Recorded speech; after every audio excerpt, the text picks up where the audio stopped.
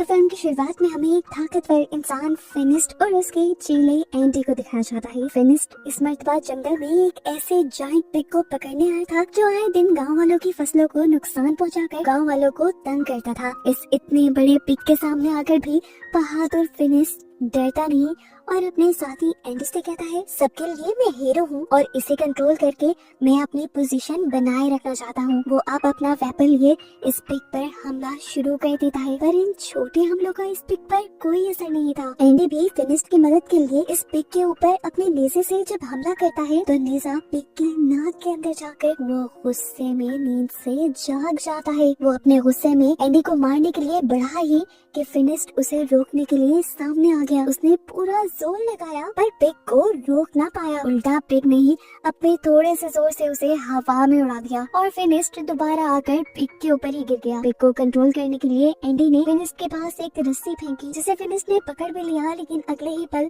वो पिग उड़ने लगा था। फिनिस्ट ने इसी रस्सी को उस पिग के दोनों पंखों और उसके सींग के इर्द गिर्द बांधकर उसे अपने कंट्रोल में कर लिया और फिर उसे अपने इशारों पर उड़ाते हुए ले गया गांव के अंदर। और जब सबने देखा कि इतने बड़े पिग को भी फिनिस्ट ने अपने कंट्रोल में कर लिया था तो सारे अब फिनिस्ट के नारे लगाने लगे। इसी क्राउड के अंदर बाबा यागा नामी एक जादूगरनी भी थी जो फिनिस्ट से कहती है, अगर तुम्हारे अंदर इतना जोर है तो तुम साबित करके दिखाओ। मेरे घर के सामने वाली नदी में एक बहुत बड़ा पत्थर आ गया है जिससे पानी आगे नहीं जा पा रहा। अगर तुम उसे हटा दो तो मैं तुम्हारा टैलेंट मान जाऊंगी। फिनिस्ट ये बात अना पे ले लेता है कि मैंने इतने बड़े बड़े काम किए और तुम मुझे इतना सा काम करने को कह रही हो। वो अब अपने बहादुरी के किस्से सुनाने लगा तो यागा बोली, क्या पता इसमें से कितने असल हैं और कितने नकल। ये सुनकर सब हंसने लगे और फिनिस्ट गुस्से में चला गया अपने घर। उसे अब यागा पर बहुत गुस्सा आ रहा था। आज सब उसकी बहादुरी की तारीफ करने की बजाय उसका मजाक उड़ाने लगे थे। उसे अपनी इस बेइज्जती का बदला लेना था। उसे कुछ ऐसा करना था जिससे दोबारा सब उसकी वाहवाही करे। तो एंडी कहता है, हाँ एक रास्ता है। सामने वो जो टॉवर नजर आ रहा है ना, माना जाता है कि उसमें एक मॉन्स्टर ने एक बहुत ही खूबसूरत लड़की को कैद किया हुआ है। वो लड़की आम नहीं बल्कि एक शहजादी है। अगर आप उस मॉन्स्टर को मारकर उस शहजादी को आजाद करवा ले तो आपके किस्से पूरी दुनिया में मशहूर हो जाएंगे। बस फिर क्या था, फिनिस्ट ने इरादा कर लिया उस मॉन्स्टर से लड़ने का और रात होते ही अपने साथी एंडी के साथ उस टॉवर के लिए निकल गया। और यहाँ आकर उसने देखा कि पहले से ही बहुत सारे वॉरियर्स उसी मॉन्स्टर को हराने के लिए आए थे, लेकिन उन्हें नाम का कोई लालच नहीं था। उन्हें लालच था शहजादी का और दौलत का। वो फिनिस्ट से पूछते हैं कि अगर हम सबने मिलकर उस मॉन्स्टर को हरा दिया तो शहजादी किसको मिलेगी। जिस पर फिनिस्ट ने कहा कि मुझे शहजादी का कोई लालच नहीं। और इन लोगों ने डिसाइड कर लिया कि ये लोग इकट्ठे उस मॉन्स्टर से लड़ेंगे। लेकिन साइड पे जाकर फिनिस्ट ने एंडी को बताया कि मैं उस मॉन्स्टर को अकेले मारना चाहता हूँ, इसीलिए मैं सुबह नहीं अभी उस मॉन्स्टर को मारने के लिए उस टॉवर में जाऊंगा। ये कहकर वो टॉवर की खिड़की से टॉवर के अंदर चला गया, जहाँ जाते ही उसे सबसे पहले वो खूबसूरत से शहजादी दिख गई। लड़की फिनिस्ट को देखते ही उससे कहते हैं, तुम भी मरने के लिए आ गए। जिस पर फिनिस्ट ने कहा, नहीं मैं तुम्हें यहाँ से बचाने आया हूँ। ये सुनते ही वो लड़की भागकर अंदर चली जाती है। उस लड़की को रोकने के लिए फिनिस्ट उसका हाथ पकड़ लेता है और वो लड़की जल्दी से अपना हाथ छुड़वाकर एक टॉवर के पीछे चली जाती है। और पीछे से ही तभी अचानक कोई सांप फिनिस्ट के ऊपर हमला कर देता है। फिनिस्ट भी इस सांप से लड़ने लग जाता है, लेकिन कुछ ही सेकंड बाद रिवील होता है कि ये कोई आम सांप नहीं था। ये असल में उस मॉन्स्टर की दुम थी जिससे लड़ने के लिए फिनिस्ट यहाँ आया था। ये देखते हुए वो पहले इस मॉन्स्टर के ऊपर काफी सारे वार करता है, लेकिन जब सारे वार से हार जाता है तब वो मॉन्स्टर की दुम को यानी सांप वाले मुंह को पकड़ लेता है और अपनी पूरी ताकत लगाते हुए उस सांप के मुंह को चीरने की कोशिश करता है। और यहाँ पर वो सांप अपना जहर उसकी आंखों में उगल देता है, जिसकी वजह से अब फिनिस्ट को नजर आना बंद हो गया था। वो अंधा हो गया था। अंधा होने के बाद भी फिनिस्ट हार नहीं मानता और अपने पाँव से टटोलते हुए अपना वेपन ढूंढ लेता है और दोबारा से उस मॉन्स्टर के ऊपर हमला करता है। लेकिन मॉन्स्टर तो अब जैसे सामने से गायब हो चुका था। फिनिस्ट हमला कर करके इस टॉवर को तोड़ने लग गया। टॉवर टूटने की आवाज से वो सारे के सारे वॉरियर्स भी उठ खड़े हुए और फौरन से टॉवर वाले मलबे पे आए। उन्होंने यहाँ देखा तो इन्हें ना तो वो मॉन्स्टर मिला और ना ही शहजादी मिली, बस मलबे में दबा फिनिस्ट इन्हें दिखा। एंडी को जब पता चला कि फिनिस्ट की आंखें चली गई हैं तो वो उसे लेकर अब उसके घर छोड़ देता है। फिनिस्ट बहुत ज्यादा एग्रेशन में था, गुस्से में था अपनी आंखों के चले जाने की वजह से। उसकी ये हालत एंडी से देखी नहीं जाती और वो बाबा यागा के पास जाता है। उसने बाबा यागा को सब बताया कि किस तरह फिनिस्ट की आंखें चली गई हैं और वो उससे मदद लेने के लिए आया है। लेकिन बाबा यागा ने उसकी मदद करने के लिए साफ इनकार कर दिया, क्योंकि फिनिस्ट ने भी उसकी मदद नहीं की थी। ये बात जब फिनिस्ट को पता चली तो वो बहुत उदास हो गया। वक्त गुजरता रहा और एंडी ने भी उसके पास आना अब कम कर दिया था। वो अपने सारे काम किसी तरह करता था, बाहर जाकर फल भी खरीद के लाता था, लेकिन रास्ते में ही बच्चे उसका फल चुरा लिया करते थे, क्योंकि उसे नजर तो आता नहीं था। अब तो उसके पैसे भी खत्म होने लगे थे। एक दिन जब एंडी उसके घर आया तो उसने गुस्से में एंडी को खुद ही कह दिया कि तुम्हारे लिए मेरे पास कोई काम नहीं, तुम चाहो तो अपना दूसरा काम ढूंढ लो। ये सुनकर एंडी भी वहाँ से चला गया। दिन गुजरते रहते हैं, फिनिस्ट के सारे पैसे भी खत्म हो जाते हैं और वो दिन आन पड़ता है कि फिनिस्ट बाजार के गिरे हुए गले सड़े फल खाने पे मजबूर था। ऐसे ही एक दिन में उसे जब कोई गला सड़ा फल भी नहीं मिला तो वो अपनी बास्केट लेकर बाजार में ही बैठा था। बाबा यागा जब वहाँ से गुजरी तो उसने मजबूर फिनिस्ट को देखकर अपनी बास्केट से कुछ खाने पीने का सामान उसकी बास्केट पे रख लिया। इससे पहले कि वो दोनों कोई बात कर पाते, दिखाया गया कि उनके गांव में कुछ लुटेरों ने हमला कर दिया।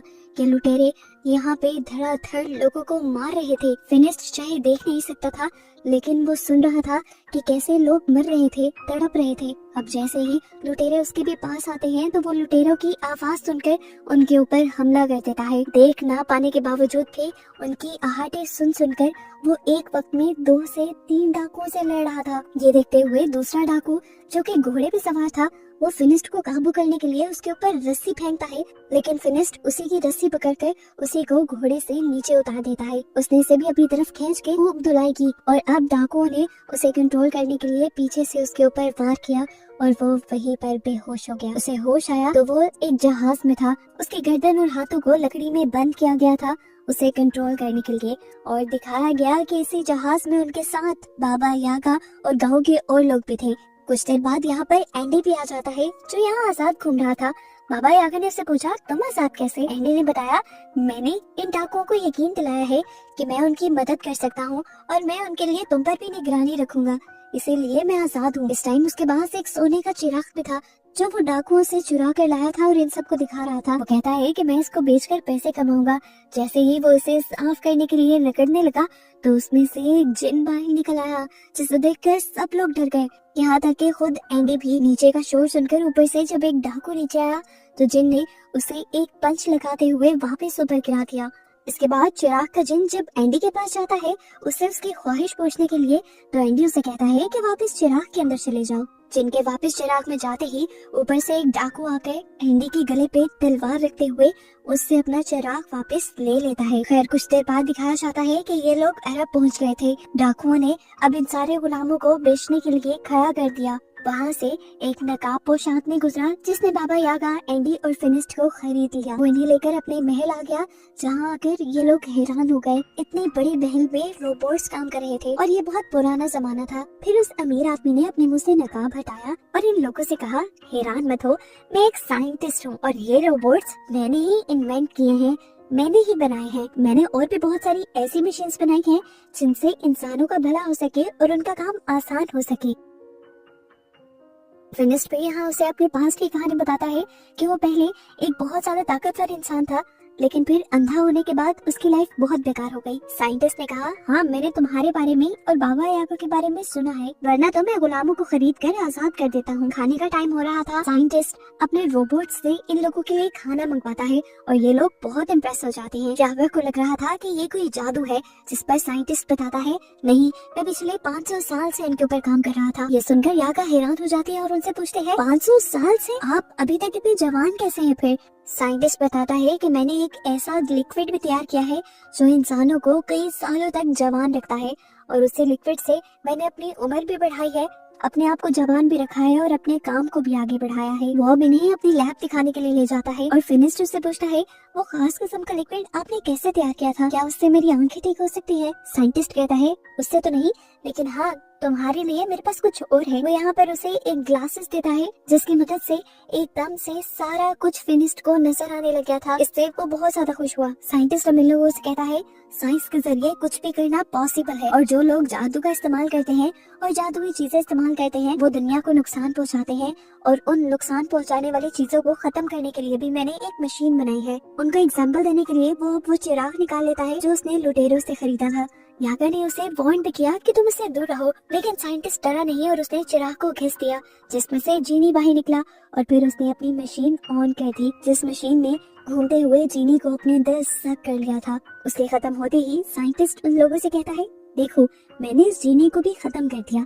रात होने पर अब इस साइंटिस्ट को पता चलता है कि एक अजीब सा मॉन्स्टर उनके करीब की पहाड़ियों में देखा गया है जो आम इंसानों को नुकसान पहुंचा सकता है और अब उसे पकड़ना ही होगा। ये बात जब वो फिनिस्ट को बताता है कि उसका शेर जैसा मुंह है और दुम उसके किसी सांप की तरह है, तो फिनिस्ट समझ गया ये वही है जिससे वो सामना करके आया था। उसने साइंटिस्ट से कहा मैं जरूर आपके साथ इस मिशन में जाऊंगा क्योंकि मुझे अपना एक पुराना उधार चुकाना है। लेकिन साइंटिस्ट फिनिस्ट को खतरे में नहीं डालना चाहता था। तब फिनिस्ट ने कहा आप मेरी फिक्र मत करें, मैंने भी तो आपका एहसान उतारना है, चलो फिर ऐसे ही सही। ये सुनकर साइंटिस्ट उसे एक ऐसा बॉक्स दिखाते हैं जिसको मॉन्स्टर के करीब करके लीवर घुमाने पर मॉन्स्टर खुद ब खुद इस बॉक्स के अंदर कैद हो जाता। रात होने पर दिखाया जाता है कि चुपके से बाबा यागा साइंटिस्ट की लैब के अंदर जा घुसी। असल में वो जवान होने वाला सीरम चुराना चाहती थी, लेकिन साइंटिस्ट ने उसे पकड़ लिया और कहा कि अगर तुम वाकई ही उस मॉन्स्टर को लाने में कामयाब हो गए तो सीरम का कुछ हिस्सा मैं तुम्हें भी दे दूंगा। सुबह जब ये लोग तैयार थे तो साइंटिस्ट ने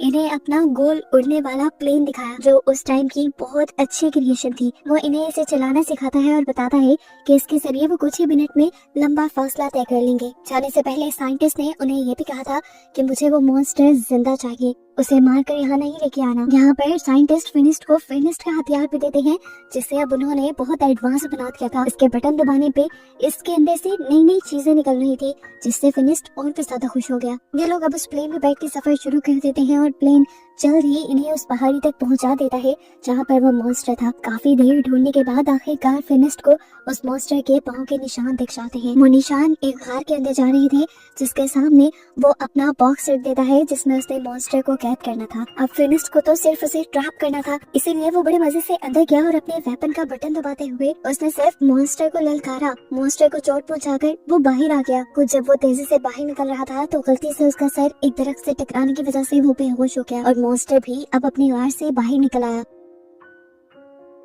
इससे पहले कि वो मॉन्स्टर फिनिस्ट को नुकसान पहुंचाता, मॉन्स्टर के बाहर निकलते ही बाबा यागा जल्दी से उस बॉक्स का लीवर दबा देती है जिसमें से बहुत सारी चेन्स निकलकर उस मॉन्स्टर को पकड़कर अपने अंदर कैद कर लेती हैं और बाबा यागा ही फिर दोबारा लीवर दबाकर इस पिंजरे को बंद कर देती है।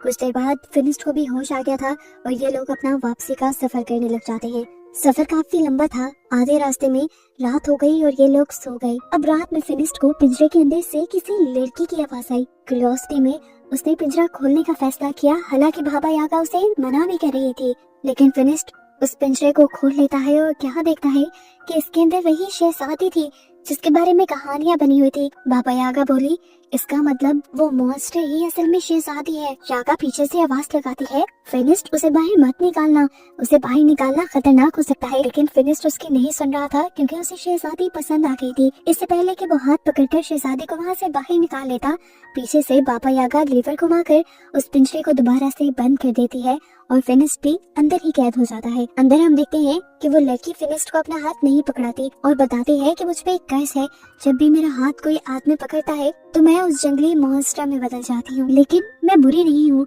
मैं जल्दी किसी को नुकसान नहीं पहुँचाती तब तक कोई मुझे नुकसान पहुँचाने की कोशिश ना करे और मेरी वजह से किसी को नुकसान ना हो, इसलिए मैं दूर पहाड़ों पर रहती हूँ, लेकिन कहीं भी इंसान मुझे जिंदा जीने ही नहीं देते। नेक्स्ट सीन में हम साइंटिस्ट को देखते हैं जिसने एक किसान की बिल्ली चुराई थी। किसान उससे भीख मांगने लगा कि बिल्ली कुछ नहीं बिगाड़ती हमारा, हमें फायदा ही देती है। रात में ये बिल्ली रोशन हो जाती है जिससे हमारा घर जगमगाता है। लेकिन किसान की बात कोई नहीं सुनता और साइंटिस्ट उसकी बिल्ली को ले जाकर उसी मशीन के नीचे रख देते हैं जो किसी भी चीज की जादुई ताकत खींच लेती है और इस तरह उस मशीन ने इस बिल्ली की जादुई ताकत भी खींच ली और उस बिल्ली की जादू से जितना भी सीरम निकलता है उसे जाकर अपने लॉकर में रख देता है, जहाँ हमें देखने को मिला कि उसने पहले से ही बहुत सारा सीरम इकट्ठा किया हुआ था। यहाँ पर फिनिस्ट और शहजादी को एक दूसरे से प्यार होने लगा है। बाबा यागा और एंडी उन्हें लेकर आ रहे हैं साइंटिस्ट के पास।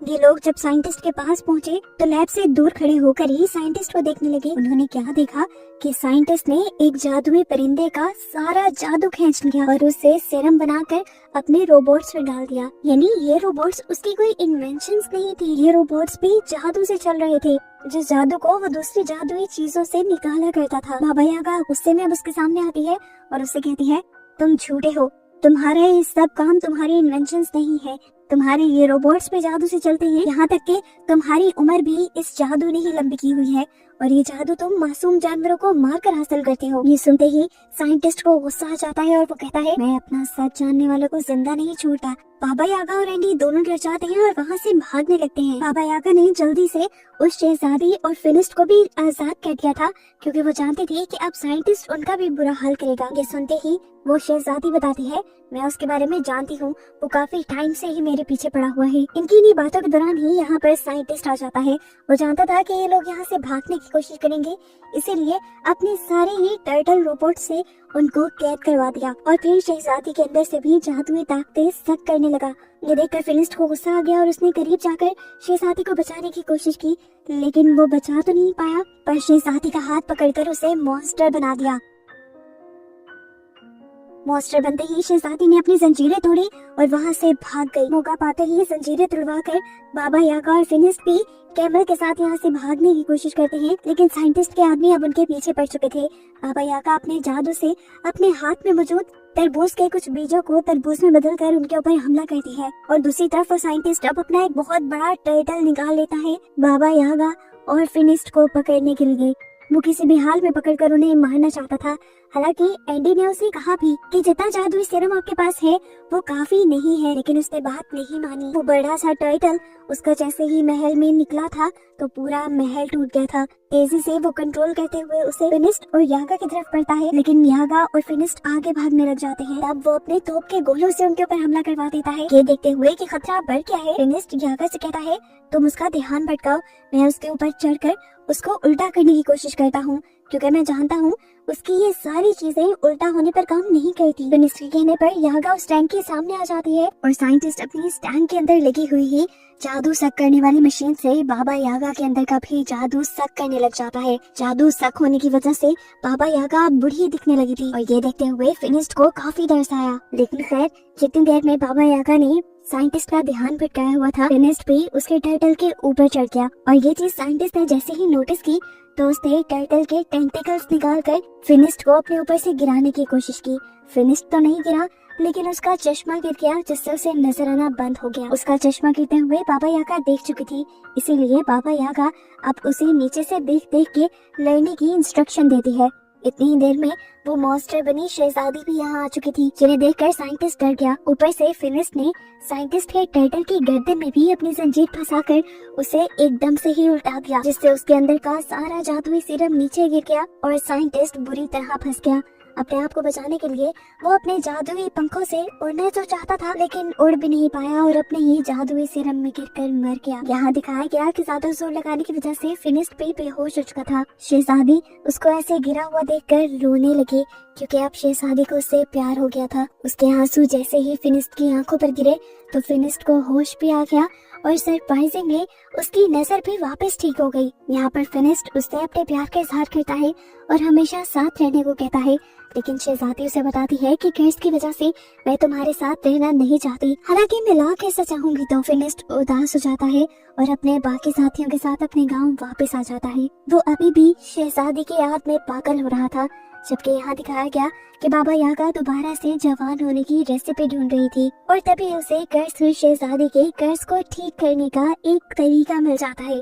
वो खुश होकर फिनिस्ट के पास जाती है और उसे ये खुशखबरी देती है कि उस शहजादी को कर्ज जानबूझकर दिया गया था, जिसमें शहजादी की गलती नहीं थी और उस कर्ज को ठीक किया जा सकता है। और हमें पता चलता है कि ये लोग अगला मिशन कर्ज को हटाने का ही करेंगे। लेकिन फिलहाल के लिए ये मूवी यहीं पर खत्म हो जाती है।